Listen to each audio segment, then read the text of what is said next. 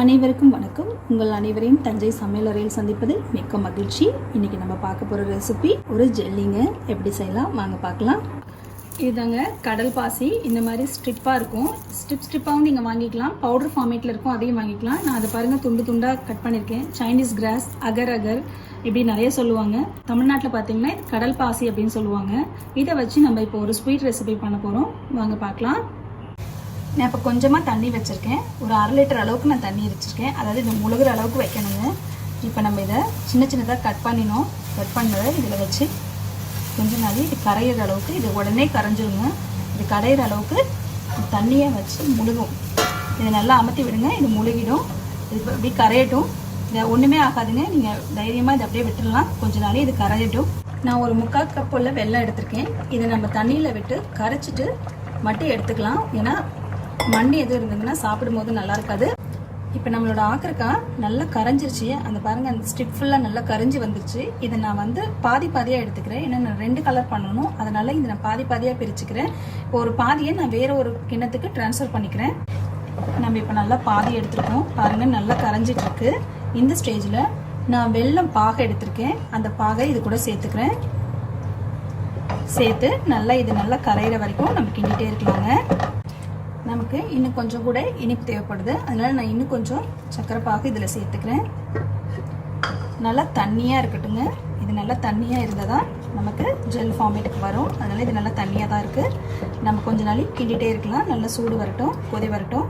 பாருங்கள், இது நல்லா கரைஞ்சி நமக்கு நல்லா வந்துருச்சு. எனக்கு ஸ்வீட்டுமே போதுமானதாக இருக்குது. உங்களுக்கு ஸ்வீட் முன்ன பின்ன வேணும்னா நீங்கள் நல்லா இதில் சுகரை கூட ஆட் பண்ணிக்கலாம். நீங்கள் வெள்ளையாக வேணும்னா சுகர் போட்டுக்கலாம். நான் அன்றைக்கி வந்து வெல்லம் போட்டிருக்கேன். ஏன்னா நமக்கு ப்ரௌன் கலரில் இருக்கணுங்கிறதுனால.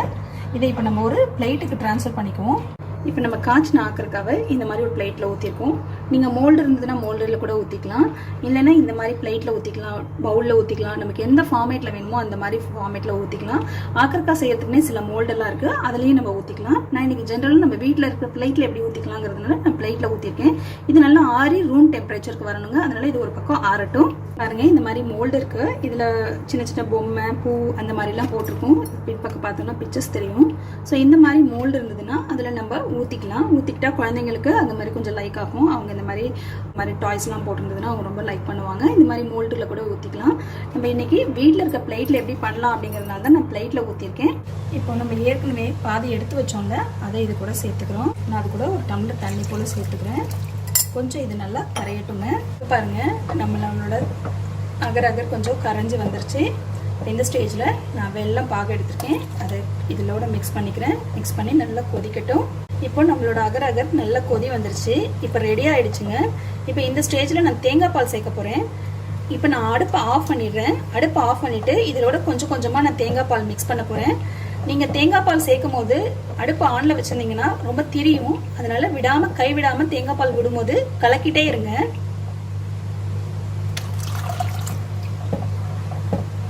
நான் 1 கப் போல் தேங்காய் பால் விட்டு இதை ரெடி பண்ணி வச்சுருக்கேன். இது அப்படியே இருக்கட்டும். நம்ம ஏற்கனவே ஊற்றுனது எப்படி இருக்குன்னு பார்த்துட்டு வரலாம்.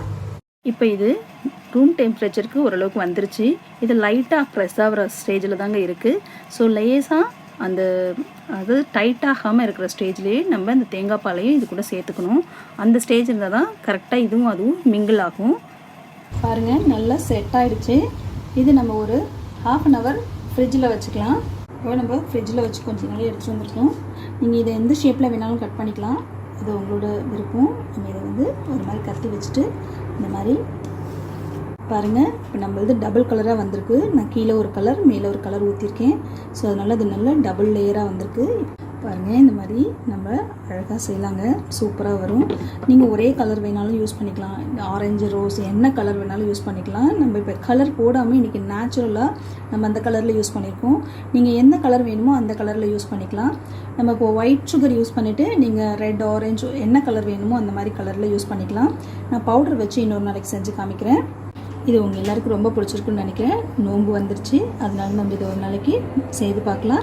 நீங்களும் ட்ரை பண்ணி பாருங்கள். இது உங்களுக்கு பிடிச்சிருந்துச்சுன்னா லைக் பண்ணுங்கள், ஷேர் பண்ணுங்கள். இது வரைக்கும் நம்ம சப்ஸ்கிரைப் பண்ணாதவங்க சப்ஸ்கிரைப் பண்ணிக்கோங்க. உடனுக்குடன் நம்ம வீடியோக்களை தெரிந்து கொள்ள பெல் பட்டனை ப்ரெஸ் பண்ணுங்கள். நன்றி.